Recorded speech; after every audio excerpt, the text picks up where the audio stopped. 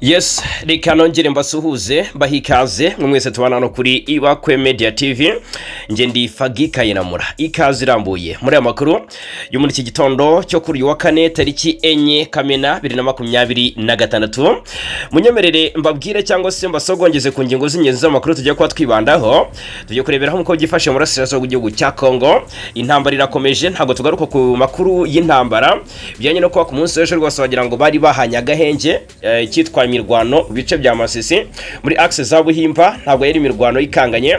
Ibitero bya drone mu bice bya Bidegu na Karingi muri Kivu y'Amajyepfo ntabwo byari ibitero mu byukuri bifite ubukana nkuko bisanzwe, kugira ngo murabizi ko tudahwema kubabwira byinshi.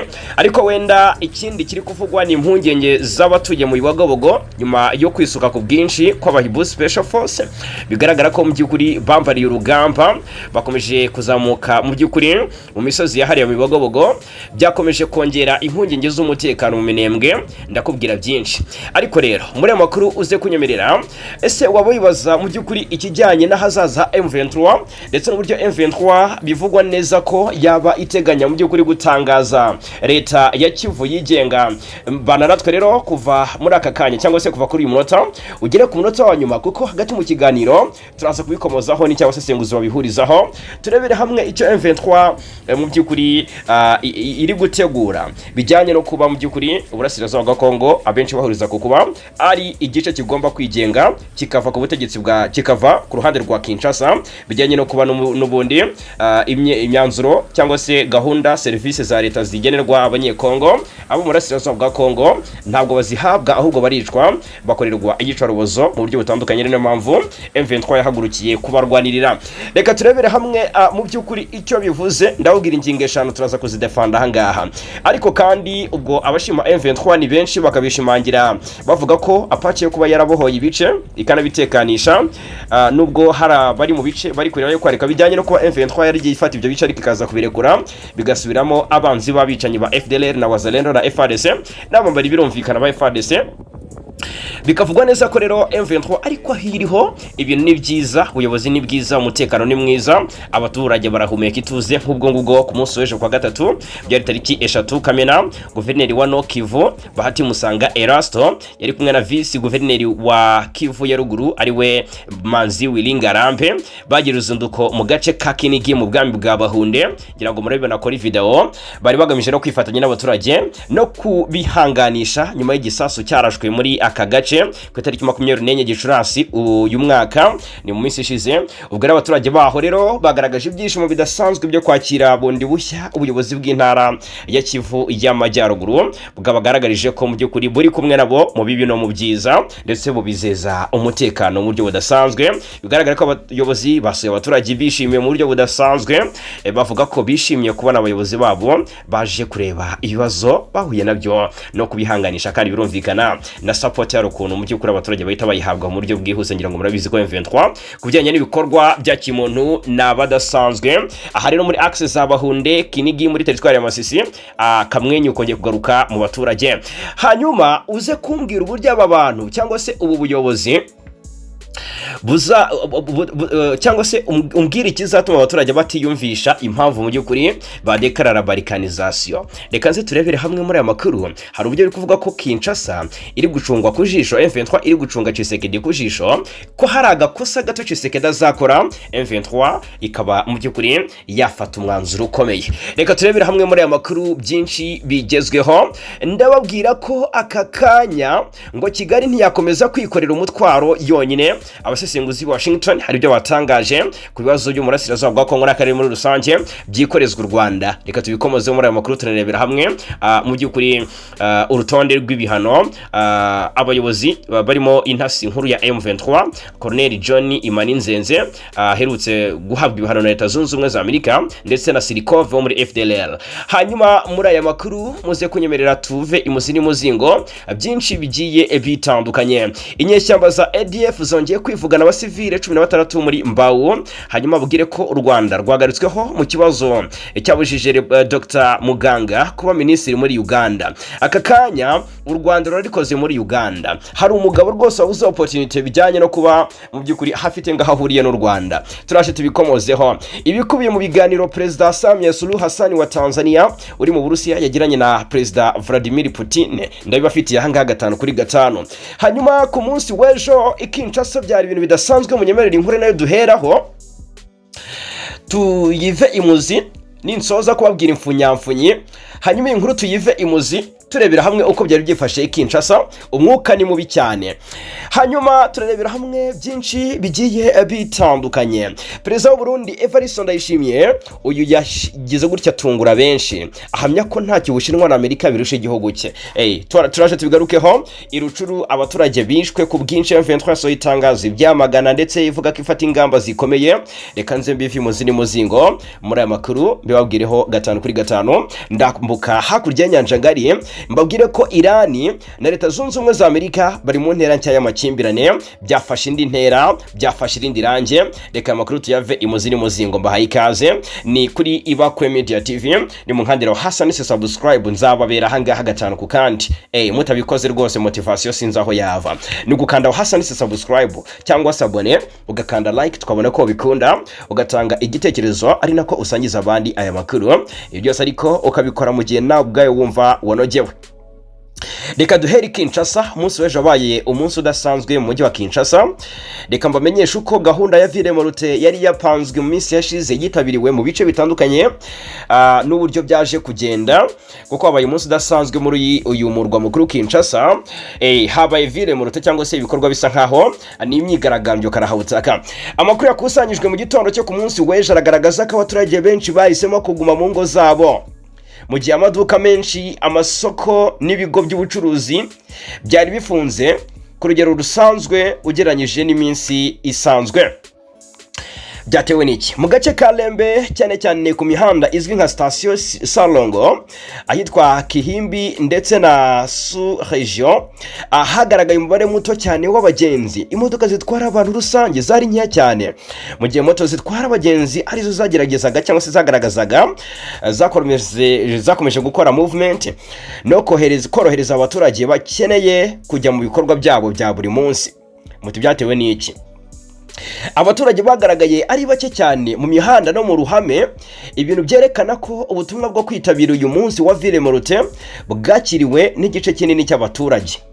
No mu bice nka Limete byaruko nubwo bamwe mu batwara moto bari bahisemo gutwara abantu ku buntu kugira ngo mu by'ukuri bashishikarize urujya n'uruza. Abaturage bake nibo bagaragaye mu mihanda mu masangano manini arimo ayo ku muhanda wa 12 n'uwa 7 ndetse n'uwa mbere. Ubwinshi bw'abaturage bwari hasi cyane ugereranyije nibisanzwe. Reka turebera hamwe impamvu yabyo.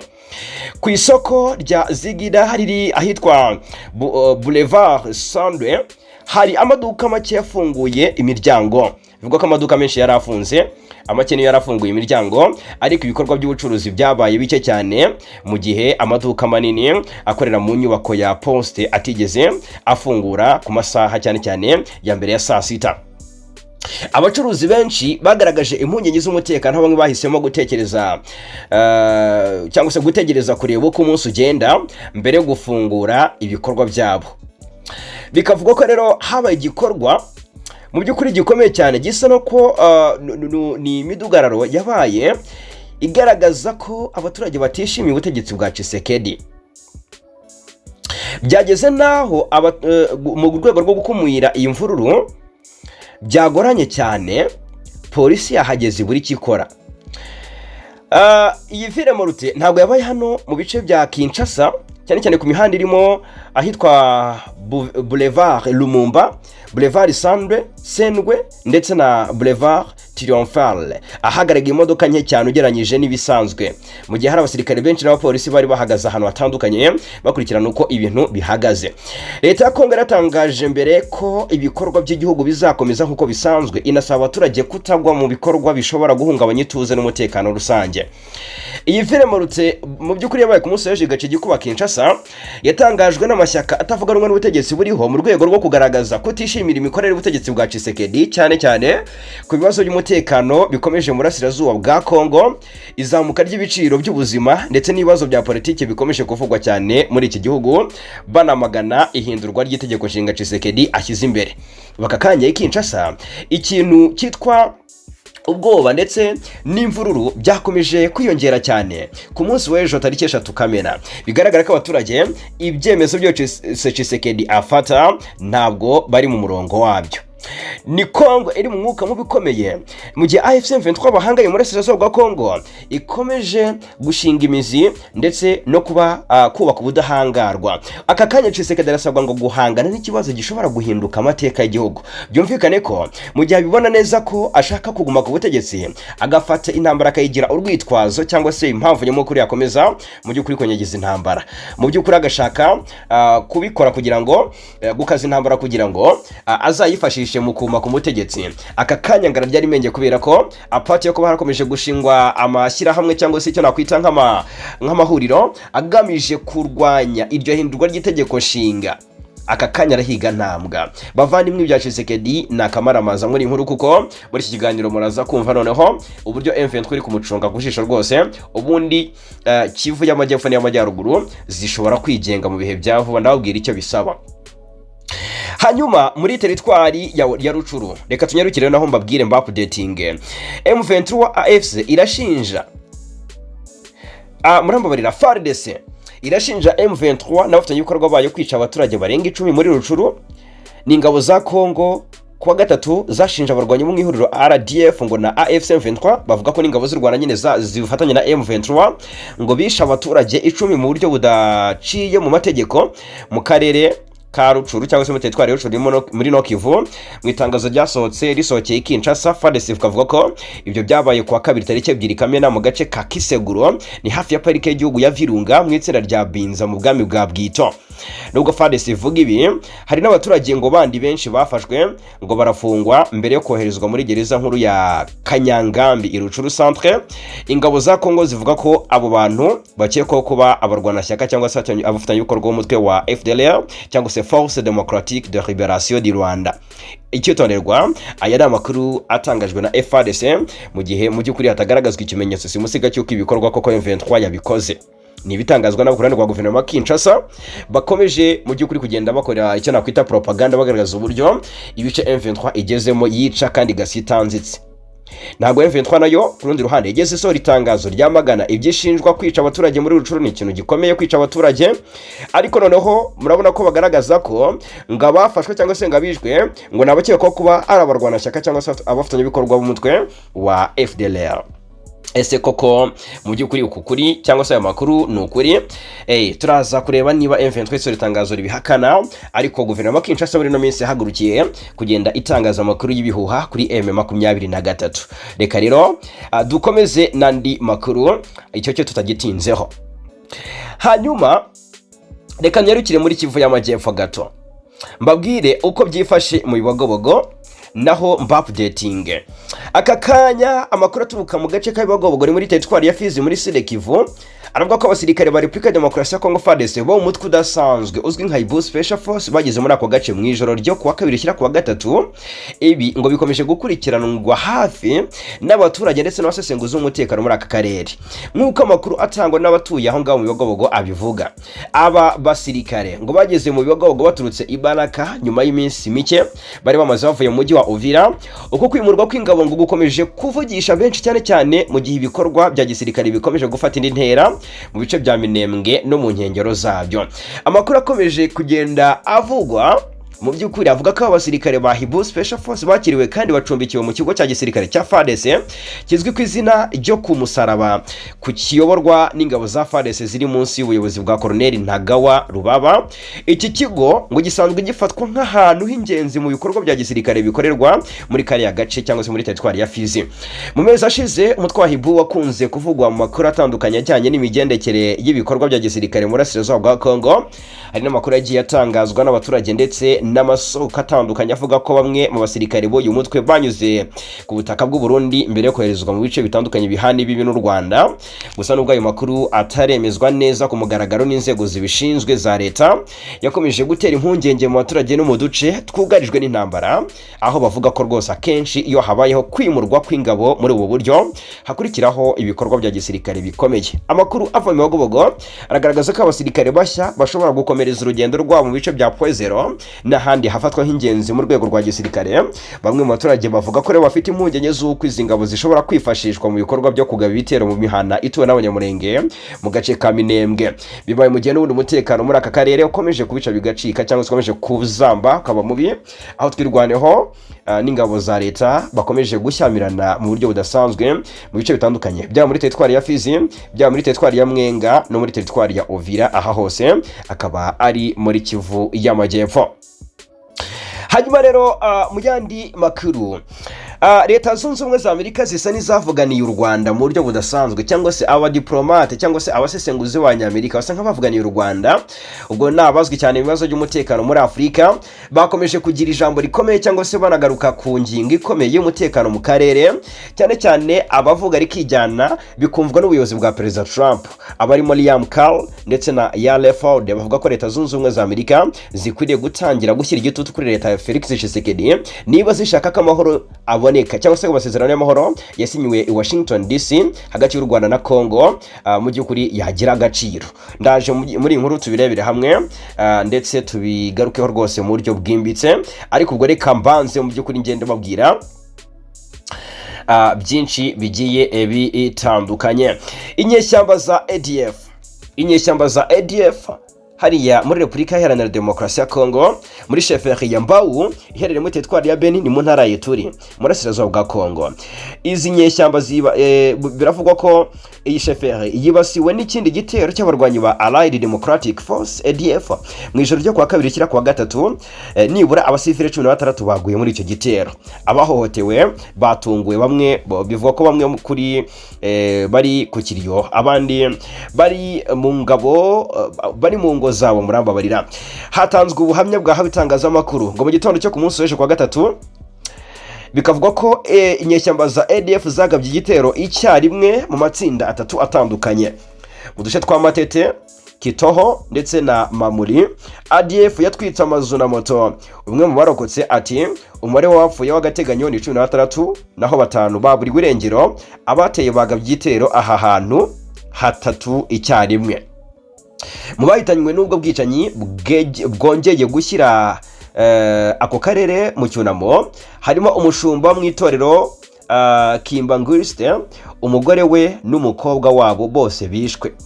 Abaturage babajijwe cyangwa se babajijwe kuri aya makuru hano Imbawu bavuga ko abagore babiri b'abapolisi, uruhinja ndetse n'abanyeshuri babiri nabo bishwe kabyaramwe ndetse ngo bishwe bunyamaswa. Urumva ko bigayitse cyane. Kinshasa yashyize imbere kurwanya M23 nyamara ADF maze abantu. Igitero cyagabwe kuri Mbawu kije nyuma y'igitero cyagabwe muri Beni ndetse n'itwa Vemba. Uyu ni umujyi uturanye na Beni, hishwe nibura abantu 21 mu minsi ya vuba cyane. Urumva ko biteye agahinda n'impungenge cyane. Hanyuma ariko mu ntera itarenze kilometero 20 ADF yari herutse kuhicira abasivile 40 bitera uburakari n'umujinya mu baturage batuye muri Beni. Murumva ko rero ari ibintu bigayitse cyane. Hanyuma reka turebera hamwe n'andi makuru ari kuvugwa mu karere. Ndaje mbabwire byinshi. Perezida w'u Burundi, reka mbere kuri inkuru ituruka mu Burundi nyabuneka bukiri udutima muri comment, dutima muri comment kabisa. Yego, yes. Perezida w'u Burundi Evariste Ndayishimiye ukunze kuvuga yabonye yongeye kuri koroza, yatangaje ko yasanze Ubushinwa na Leta Zunze Ubumwe za Amerika ntacyo birusha igihugu cyabo. Ibihugu avuga cyangwa se ageranya n'u Burundi avuga ko ntacyo birusha igihugu cy'u Burundi, ni ibihugu biri imbere cyane mu bukungu, yaba mu bya gisirikare, yaba mu by'ubukungu, imibereho y'abaturage, mu bunini, mu iterambere, byose usanga mu nguni zose rwose ari ibihugu bitagereranywa. Ariko mu kiganiro cyatambutse ku muyoboro wa Main Switch, Perezida Ndayishimiye yavuze ko nyuma yo kumva bivugwa ko Burundi bukenye, yohereje intumwa mu Bushinwa kugira ngo zirebe icyo babarusha. Noneho agira ati njyewe naravuze nti none ko bavuga ngo Burundi nicyo gihugu cya mbere gikennye ku isi, biriya bihugu bikize byaciye mu yihe nzira Burundi butacamo? Ati nohereza n'intumwa zijya kubyiga zirareba, ati nsanga nta kintu na kimwe kiri muri ibyo bihugu Burundi budafite. Perezida w'u Burundi yatangaje ko yigeze kujya impaka n'Abashinwa, bamwemeza ko igihugu cye ari kinini kurusha icyabo, babishingiye ku kuba Ubushinwa bufite abaturage benshi ku buryo ubagabanyije ubutaka bwabo bwaba buto cyane rwose kurusha ubwo Abarundi bagabana iwabo. Ati generali uvuga ati murambabarira, ati genda uvuga uti Ubushinwa burakize, hari ibyo dufite buryo Ubushinwa butagira. Ubushinwa twagiye impaka igihe kimwe bavuga ko Uburundi bukize kurusha Ubushinwa, kugera naho bavuga ko twebwe turi igihugu kinini kurusha Ubushinwa. Tujya impaka dusanga nibyo. Icyambere, Uburundi ni bunini kurusha Ubushinwa. Avuga ko yitegereje Ubushinwa asanga igice kinini cy'ubutaka bwabwo ari ubutayu, kuko nta mvura irigera igwa kuva isi yaremwa, mu gihe Burundi bwo imvura igwa kenshi abantu bakeza. Kuri Amerika rero, Perezida Ndayishimiye yagaragaje ko nubwo iki gihugu gikize, nta mutungo kirusha Burundi, kuko inzira Abanyamerika banyuzemo biteza imbere, Abarundi nabo bayinyura bigashoboka babinyujije mu buhinzi. Ati muri Amerika mugende murebe, batangire ku buhinzi kugeza naho bajya gushaka abacakara kugira ngo bahinge. Genda urebe mu Bushinwa, za Koreya y'Epfo, bose bahereye ku buhinzi. Igihugu navuga ko kitahereye ku buhinzi ni Singapore, kuko ni agahugu gato katari gafite aho gahinga, nabo batunzwe n'ubwenge.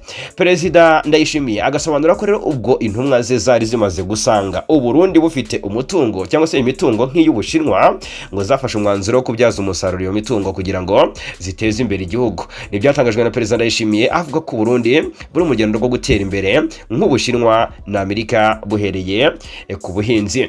Yes, hanyuma mu gihugu cy'abaturanyi cya Uganda, nshuti bavandimwe, u Rwanda rwagarutsweho mu gihugu cya Uganda. Reka mwite nyarukirayo naho. Nkuko bigaragara, u Rwanda rwagarutsweho mu kibazo cyabushije Dr. Muganga kuba minisitiri muri Uganda. Byagenze bite? Dr. Lawrence Muganga usanzwe ari umuyobozi mukuru wa kaminuza ya Victoria University yo muri Uganda, yabuze amahirwe yo kwemezwa nk'umunyamabanga wa leta muri Minisiteri y'Umutekano w'imbere mu gihugu, nyuma yo kutemerwa n'akanama ka komisiyo ishinzwe kwemeza abashyirwa mu myanya ya guverinoma mu nteko nshinga amategeko. Muganga yaraherutse gushyirwa muri guverinoma nshya ya Perezida Yoweri Museveni, ariko ikibazo cy'ubwenegihugu bwe cyabaye intandaro yo kutemezwa kwe.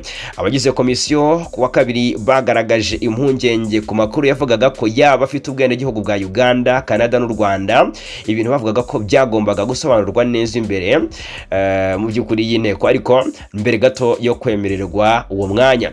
Nyuma yo kubazwa n'iyi komisiyo, Muganga yahakanye ko ari umunyarwanda ufite ubwenegihugu bw'u Rwanda, ashimangira ko ari umunyarwanda ku nkomoko, aho kuba umunyarwanda ufite ubwenegihugu bw'u Rwanda.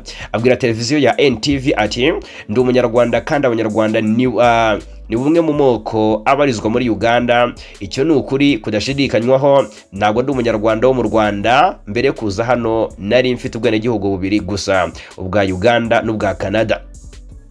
Akomeza avuga ko kuba yarabonye ubwenegihugu bwa Canada bitegeze bimubuza gukunda igihugu cya Uganda, nk'uko bimeze ku bandi banya-Uganda benshi baba mu mahanga babona ubwenegihugu bw'igihugu bw'ibindi bihugu. Amakuru yatangajwe n'umufatanyabikorwa n'ibitangazamakuru murambabarira.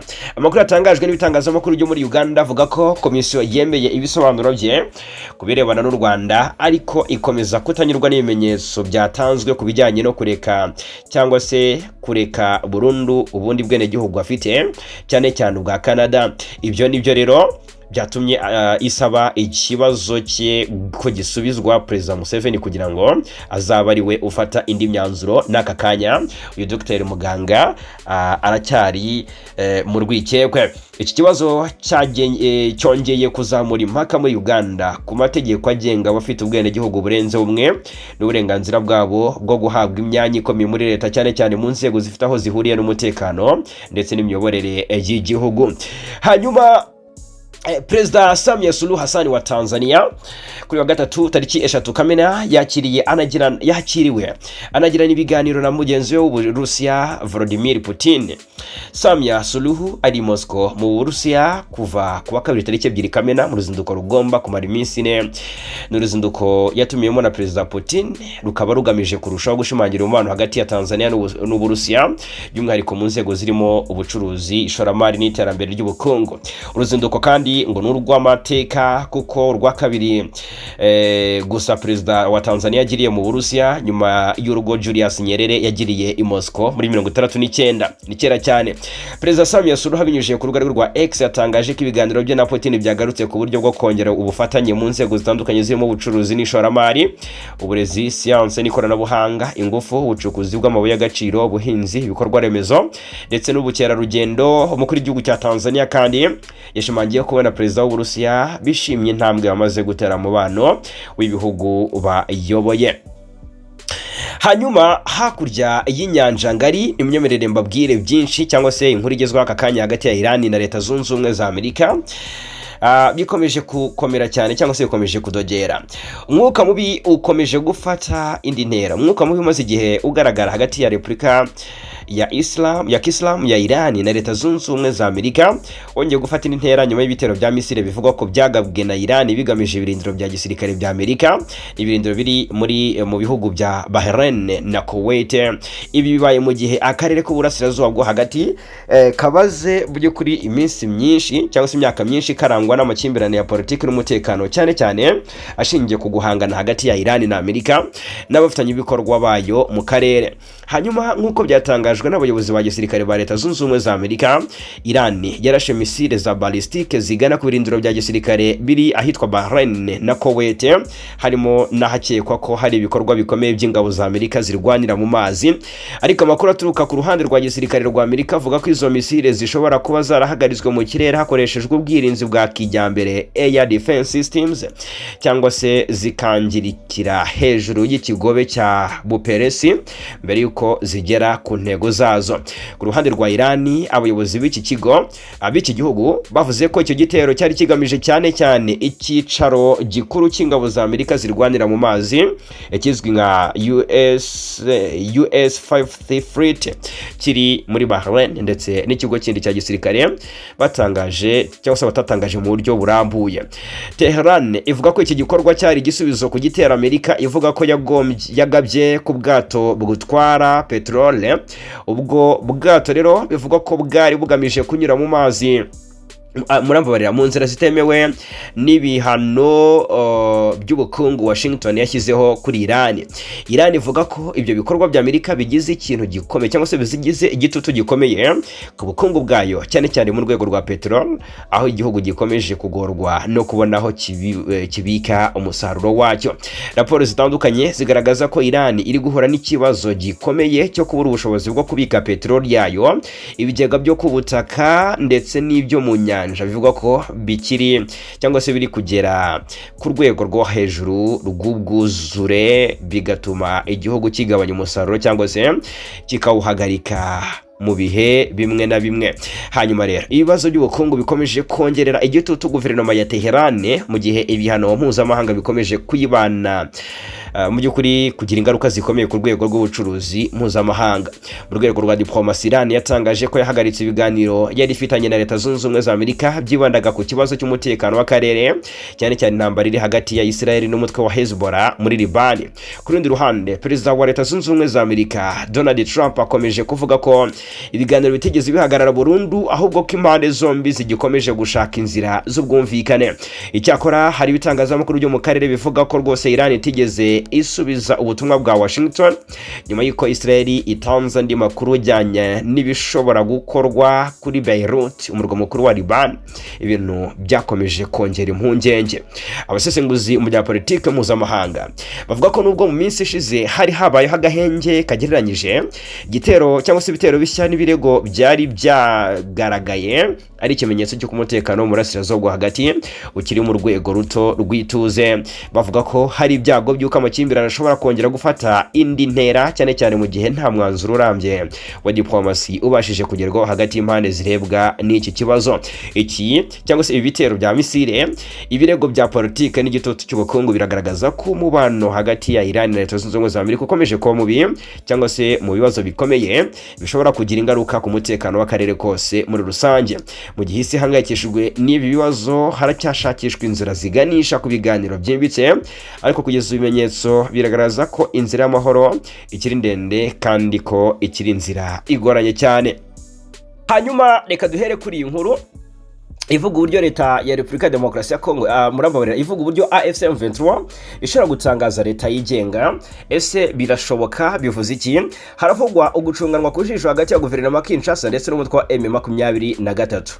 Ugucunganwa kujisho hagati ya AFC M23 ndetse na guverinoma ya Kinshasa bivuga ko M23 ishobora kwitangaza nka leta yigenga iri gucungana na Tshisekedi mu buryo bukomeye cyane. Reka tubikomozeho. Hanyuma murabizi ko iyo urebye uko ibintu bihagaze kuri uyu munsi, ikibazo si ko AFC M23 yatangaza leta yigenga ejo cyangwa ejo bundi, ahubwo ikibazo nuko yamaze kubaka ibintu byinshi bisanzwe biranga ubutegetsi bwigenga. Igenzura ibice binini by'uburasirazuba bwa Kongo. AFC M23 igenzura ibice binini by'uburasirazuba bwa Kongo. AFC M23 yashyizeho inzego z'ubuyobozi ndetse zikora ziri active zihari. M23 ikusanya imisoro. M23 igenzura imipaka ndetse n'ubucuruzi bwambukiranya imipaka. Icukura cyangwa se mu by'ukuri ikagenzura n'ubucukuzi bw'amabuye y'agaciro mu bice bitandukanye ngenda igenzura birimo ubutunzi kamere. Ndetse ikaba ifite n'igisirikare gikomeye aricyo ARC, Armée Révolutionnaire Congolaise. Igisirikare gikomeye rwose ubona ko kijegeje ubutegetsi bwa Kinshasa. Bujumbura igateramo bikanga, ugasanga ngo layiteyemo biranga, usanga South Africa, Malawi, Tanzania bateyejemo biranga, aba Blackwater baraje biranga, aba Wagner Group baraje biranga. Mu by'ukuri ugasanga ARC n'igisirikare gikomeye gikwiriye kuba cyagira ari igisirikare cy'igihugu runaka. Reuters yavuze ko AFC M23 iri kubaka imiyoborere isa neza n'iya leta mu bice igenzura. Ese iki ni ubundi ese uribaza uti niki M23 iri gucungwaho na Tshisekedi? Niki Tshisekedi ari gucungisha kuri M23? Mu busesenguzi bwimbitse hari ibintu bine by'ingenzi nshaka kubabwira aha ngaha. Nk'icyambere, reka mpere ku cyambere, ndagenda biclarifyinga mu buryo bwanjye kugira ngo tugendane neza gatanu ku kandi. Kwemerwa nk'umufatanyabikorwa wa politike, iki ni cyo M23 cyangwa se AFC M23 ishaka cyane, kuko niba Tshisekedi yaremeye kugirana ibiganiro byuzuye na AFC M23 nk'uruhande rwa politike, yaba yihaye donc kuko yarabyemeye. Murabizi ko yatangiye avuga ko ntago yaganira na M23 kubera ko n'umutwe w'ibyihebe by'iterabwoba. Ati ni umutwe w'ibyihebe, ni abanyamahanga, ni abanyarwanda bateye Kongo bagamije gusahura umutungo wayo. Ati ntago naganira n'ibyo byihebe rero by'ibijura. Ariko aka kanya baricara ku meza y'ibiganiro ndetse bakadiskita, akazana ingingo bakayirejectinga, donc bakaganira ubona ko bangana ku meza y'ibiganiro. Ido hamwara bibonye ndetse na hariya imontre mu Suisse, aho noneho byahumye ku mirari ubwo ejo bundi hatangazwaga ko hari intumwa za M23 zigomba kujya zitabira ikijyanye na hari abantu bagomba kuba bahagarariye M23 muri EGVM, ikizwe nka Expanded Joint Verification Mechanism. Bikagaragara ko Kinshasa na M23 batangiye kubonwa nka bamwe donc M23 isigaye ibonwa nk'abantu bakwiye kujya ku meza y'ibiganiro nyine nk'abantu bafite autonomy. Reka mbivuge muri ubu buryo, ni ukuvuga ngo kwemerwa nk'umufatanyabikorwa wa politike nicyo M23 ishaka, ariko kuko niwe Tshisekedi yaremeye kugirana ibiganiro byuzuye na M23 bakaganira bakagirana amasezerano basinyana nubwo hatagiye mu bikorwa, ni ikigaragaza ko M23 ateye intambwe mu bya politiki, ntabwo ikibonwa nk'aho mutwe w'ibyihebe by'iterabwoba. Byayihaye rero ubuzima gatozi, icyo nakwita legitimité, byayihaye ubuzima gatozi bwa politiki. Ubwo rero ibiganiro bya Doha n'ibyabereye mu Suisse, ibi rwose byabaye nk'agashinguracumu kuko byagaragaje ko AFC cyangwa se Alliance Fleuve Congo M23 ishaka ko ikibazo cyayo gifatwa nk'ikibazo cya politike aho ko ikibazo akinyeshyamba gusa. Icya kabiri, ubwigenge bwihariye cyangwa se autonomie spéciale. Nuko ngo amakuru yaturutse mu biganiro bya Doha yerekanye ko AFC M23 yigeze gusaba uburyo bwihariye bwo kuyobora ibice igenzura. Ibyo ngo byabayeho, igenzura ibice ibigenzure mu buryo bwihariye, ntibi bice bigengwa na guverinoma ya Kinshasa. Ibintu byegera cyane n'ubundi autonomie kurusha kwitandukanya burundu kwa na Republika Demokarasi ya Kongo, icyo abenshi bavuga nka balkanisation. Ikindi cya gatatu, kugumana ibyo yigaro cyangwa se ibice yigaruriye. Iki kikaba ikibazo gikomeye kuri Tshisekedi, kuko nuko amahoro arambye ashobora gusiga AFC M23 ikomeje kugenzura ibice byinshi bya Kivu. Abasesenguzi bavuga ko kwemera ibyo byabari cyangwa se kuba Kinshasa yakwemera ibyo bintu ko M23 igumana ibice yigaruriye, ibyo ngo byaba bisa no kwemera ko Kinshasa yatakaje ububasha ku gice kimwe cy'igihugu. Icya kane, gusenya FDLR ndetse n'indi mitwe yitwaje intwaro, kuko AFC M23 ikomeza kuvuga ko ikibazo cy'umutekano gishingiye cyane ku kuba hari imitwe nka FDLR ikorera muri Kongo. FDLR yahawe uburyamo bushyushye na guverinoma Kinshasa, yihaye ibikoresho, yihaye ubufasha bw'amafaranga n'ibindi nkenerwa. Mbega urebye abarinda Tshisekedi habamo FDLR, mbega aba FDLR ugasanga ni abatoni ba Perezida Tshisekedi. Ubwo rero gusenya FDLR n'indi mitwe yitwaje intwaro nkuko M23 ivuga, ikomeza kuvuga ko ikibazo cy'umutekano gishingiye cyane ku kuba hari imitwe nka FDLR ikorera muri Kongo. Iki rero ni kimwe mu byo ishyira imbere mu biganiro byose by'amahoro bibera hirya no hino mu bihugu bigiye bitandukanye. Noneho rero uribaza ndetse M23 ishobora gutangaza leta yigenga mu by'ukuri? Mukuri kuzuye birashoboka, ariko si cyo cyerekezo cyoroshye kuri ubu ngubu cyangwa se muri aka kanya. Nuko birashoboka ariko bikeneye igihe. Impamvu nuko nta gihugu gikomeye cyahita kiyemera nk'igihugu cyigenga, kuko byasaba ko ibihugu byicara, amahanga akicara agaterana akavuga bati ariko murasezerwa ko ikibazo cyakomeye, birasaba ko bari abantu bahabwa ubwigenge cyangwa se bigenga bakagira igihugu cyigenga. Nuko nta gihugu na kimwe gikomeye muri bino by'uhangange ngo gishobora kwemerera M23 kuba igihugu cyigenga, kuko byatuma ngihura n'igitutu mpuzamahanga gikomeye iramutse requestinze kuba igihugu cyigenga. Yatakaza amahirwe yo kugirana ibiganiro na Kinshasa, ariko niba ibiganiro bya Doha byapfa burundu, Tshisekedi akanga amasezerano yose yasinyiwe, kandi AFC M23 igakomeza kugenzura ibice byinshi igihe kirekire. Bamwe mu basesenguzi nagiye nkurikirana babona ko hashobora kuvuka uburyo bwa icyo nakwita ngo nka de facto autonomous region. Donc bikaba ngombwa ko aka karere kiyobora nk'igihugu nubwo kataba kemerewe cyangwa se kemeye ku rwego mpuzamahanga, ariko wasanga amahame n'amatwara byabo muri Kivu y'amajyepfo n'amajyaruguru bitagendera cyane ku butegetsi bwa guverinoma Kinshasa. Bikavuga ko bamwe mu bamaze igihe babigereranya n'ubutegetsi bwigenga buri kubakwa buhoro buhoro mu burasirazuba bwa Kongo, kuko nabyo biravugwa. Urebye uburyo M23 akizeho ubuyobozi ndetse ukabona n'ubuyobozi etape par etape, bigaragaza ko M23 ifite icyo cyerekezo.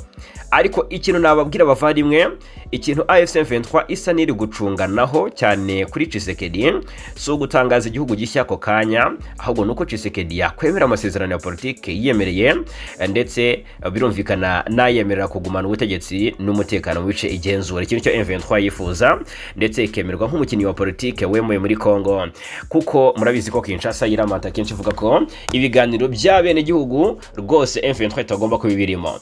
Ibiganiro na M23 byarabaye nubwo byamaze igihe kinini Kinshasa ivuga ko itazigera iganira na M23 ariko byarangiye bibaye. Gusa bigaragara byo kuba M23 yacunganwa na Tshisekedi ijisho kurinda ariko ishaka kuzagira igihugu kigenga birashoboka cyane, ariko nakubwira ko ntabwo ari uyu munsi.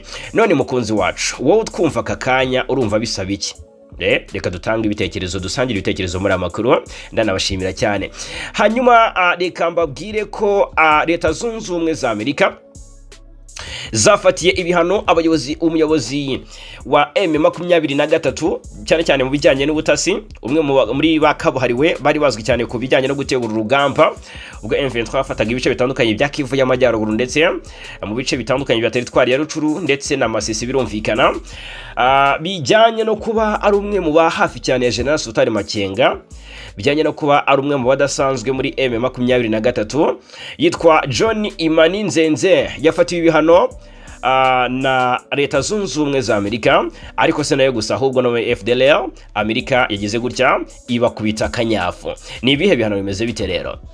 Ni Leta Zunze Ubumwe za Amerika rero zafatiye ibihano abarimo Colonel John Imani Nzenze ukuri ubutasi bwa gisirikare mu mutwe wa AF23 ndetse na Gustave Kubwayo uzwi nka Colonel Silikov ushinzwe inshingano nk'izo mu mutwe wa FDLR ndetse akanaba umuyobozi w'ingabo zayo zo mu mutwe udasanzwe.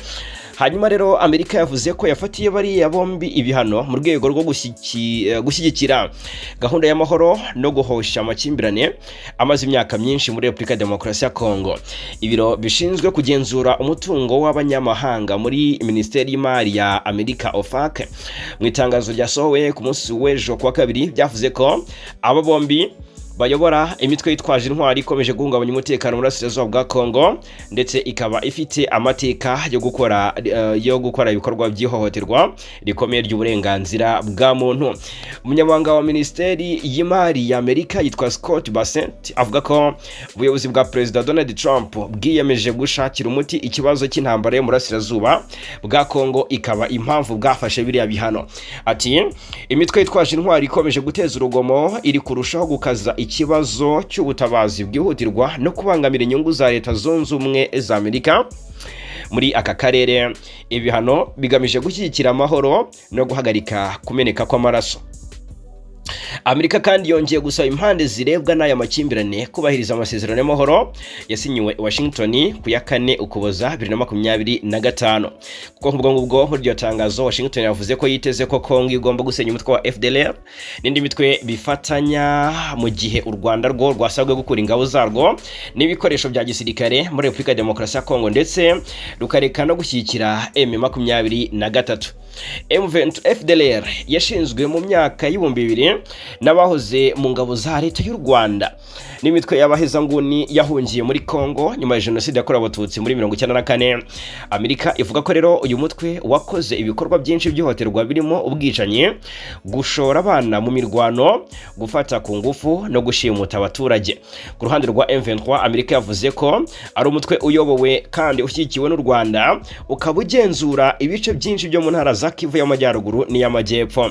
Washington yibukije ko M23 yafashe imijyi nka Goma, Bukavu mu ntangiriro za 2025 ndetse ko ibikorwa byayo byateje impfu z'abaturage benshi no kuva mu byabo kw'abaturage. Colonel John Imani Nzenze wafatiwe ibihano avugwa nk'umwe mu bayobozi bakomeye ba M23 ndetse akaba ari mu bantu ba hafi ba Sultan Makenga usanzwe nawe uri ku rutonde rw'abafatiwe ibihano na Leta Zunze Ubumwe za Amerika ndetse n'umuryango w'abibumbye. Ibi bihano kandi bigasobanura ko imitungo yose y'aba bantu iri muri Amerika cyangwa igenzurwa n'abanyamerika ihita ifatirwa kandi ko bibujijwe kugirana nabo ubucuruzi cyangwa se indi mikoranire yose y'imari. Ni ibihano bifatiwe John Imani Nzenze ndetse n'uyu mu FDLR mu by'ukuri nawe ushinzwe ubutasi muri FDLR ariwe uzwi ku izina rya Silikov. Bigaragara ko mu by'ukuri Amerika ibikoze ngo mu rwego rw'uko ngo ihangayikijwe n'ikibazo cy'umutekano mu burasirazuba bwa Kongo aba bakomeje kwenyegeza. Na Amerika rero ariko imaze n'iminsi ifatiye abasirikare b'u Rwanda cyangwa se ifatiye igisirikare cy'u Rwanda RDF ibihano n'abajenerali bakomeye mu ngabo z'u Rwanda. Ariko kuri ubu ambasaderi w'u Rwanda muri Leta Zunze Ubumwe za Amerika ariwe Matilde Mukantabana yatangaje ko u Rwanda rukomeje gukora ibishoboka byose kugira ngo rugaragaze ukuri ingabo zarwo zikurirweho ibihano zafatiwe na Washington kubera intambara iri mu burasirazuba bwa Kongo. Mu itangazo ry'ibihano Amerika yafatiye RDF twagarutse mu minsi yashize ryashyizwe hanze tariki 2 Werurwe uyu mwaka, rishinja RDF rishinja u Rwanda muri rusange ubufatanye n'umutwe wa M23 urwanya ubutegetsi bwa Kongo, ibintu rwamaganye kuva kera. Abafatiwe ibihano na Leta Zunze Ubumwe za Amerika harimo umugaba mukuru w'ingabo z'u Rwanda General Mubaraka Muganga, umugaba w'ingabo zirwanira ku butaka General Major Vincent Nyakarundi, umuyobozi w'umutwe udasanzwe mu ngabo z'u Rwanda Brigadier General Stanislas Gashugi, n'umuyobozi wa division ya 5 y'ingabo z'u Rwanda General Major Riki Karusisi, ndetse na RDF nk'urwego nyirizina. Ni ibihano rero byo mu rwego rw'ubukungu, aho ababifatiwe baba badafite uburenganzira ku mitungo yabo iri muri Leta Zunze Ubumwe za Amerika cyangwa se igenzurwa n'umuntu uri muri Amerika, kuko ihita ifatirwa ikajya mu maboko y'ibiro bya Amerika bishinzwe kugenzura umutungo wo mu mahanga OFAC cyangwa se Office of Foreign Asset Control. Mu kiganiro rero yagiranye n'umunyamakuru Ali Sudi, ambasaderi w'u Rwanda muri Leta Zunze Ubumwe za Amerika, Mukantabana Matilde yatangaje ko ibibazo biri mu burasirazuba bwa Kongo bishingiye ku bavuye mu Rwanda bagize uruhare muri jenoside yakorewe Abatutsi muri Mata 1994 bajya muri Kongo gukomeza gukwirakwiza ingengabitekerezo yayo. Yes, hanyuma ubwo reka mbonereho kugira byinshi mbabwira ku kibazo cy'umutekano mu burasirazuba bwa Kongo, ikibazo gishinjwa u Rwanda. Abasesenguzi bazwi mu bibazo by'umutekano muri Afurika b'Abanyamerika bakomeje kugira ijambo rikomeye mu buyobozi bwa President Donald Trump. Aba barimo Liam Carr ndetse na LE4. Aba bavuga ko Leta Zunze Ubumwe za Amerika zikwiye gutangira gushyira igitutu kuri leta ya Felix Tshisekedi niba zishaka ko amasezerano y'amahoro yasinyiwe i Washington hagati y'u Rwanda na Kongo agira icyo ageraho. Mu nyandiko yasohotse ku kinyamakuru Newsweek mu mpera z'icyumweru gishize, abasesenguzi bavuga ko Washington imaze igihe ishyira igitutu kuri Kigali gusa, nyamara na Kinshasa ikomeje kudashyira mu bikorwa inshingano zayo zikubiye muri ayo masezerano. Bagaragaza ko amasezerano yasinywe hagati y'u Rwanda na Kongo ateganya ko impande zombi zigira inshingano zigomba kubahiriza. U Rwanda ngo rugomba gukora ingamba z'ubwirinzi rwafashe mu buryo mu gihe Kinshasa isabwa kurwanya no gusenya burundu umutwe wa FDLR umaze imyaka myinshi uvugwaho kugirana umubano n'ubutegetsi bwa Kinshasa nk'uko Kigali ibivuga. Abasesenguzi bavuga ko ikibazo kiri kuba muri Amerika kiri kuba mu kuba Amerika murambabarira, baravuga ko ikibazo kiri mu kuba Amerika isa n'ishyira igitutu ku ruhande rumwe gusa, ubwo ari ku ruhande rw'u Rwanda. Ibintu bavuga ko ishobora mu by'ukuri bishobora guhungabanya icyizere cyari cyaratangiye kubakwa muri aya masezerano. Mu magambo yabo bavuga ko kutagira igitutu gihagije kuri Kinshasa bishobora gutesha agaciro uburyo bwose Washington yashyizeho bwo gutuma ayo masezerano yubahirizwa. Kinshasa ishinjwa kudasohoza inshingano zayo, dore ko uyu Carl ndetse na Ford bavuga ko nyuma y'amezi menshi y'amasezerano asinywe nta bimenyetso bihagije bigaragaza ko ubutegetsi bwa Kongo bwatangiye ibikorwa bifatika byo gusenya FDLR cyangwa guhagarika ubufasha uwo mutwe uvugwaho guhabwa n'inzego zimwe za leta ya Kongo. Bavuga ko rero niba Washington ishaka amahoro arambye mu burasirazuba bwa Kongo, igomba kwereka impande zombi ko kutubahiriza amasezerano bifite ingaruka aho kwibanda ku Rwanda rwonyine. Amasezerano ya Washington yashyizweho nk'inzira yo kugabanya ubushyamirane hagati ya Kigali na Kinshasa no gushakira umuti urambye ikibazo cy'umutekano muke mu maze imyaka myinshi mu burasirazuba bwa Kongo. Mu ngingo rero z'ingenzi ziyakubiyemo harimo kurandura umutwe wa FDLR, guhagarika ubufasha buhabwa imitwe yitwaje intwaro no guteza imbere ubufatanye bw'ubukungu hagati y'ibihugu byombi, hamwe no korohereza ishoramari ry'Abanyamerika muri aka karere. Icyakora rero nubwo ayo masezerano yashimwe nk'intambwe ikomeye muri diplomasi ya Amerika na muri Afurika, bamwe basesenguzi bavuga ko ishyirwa mu bikorwa ryayo rikomeje kugenda bigura intege, bagaragaza ko ibi biterwa hanini no kutizerana hagati y'impande zombi, ndetse nuko buri ruhande rukomeje gushinja urundi kudasohoza ibyo rwiyemeje.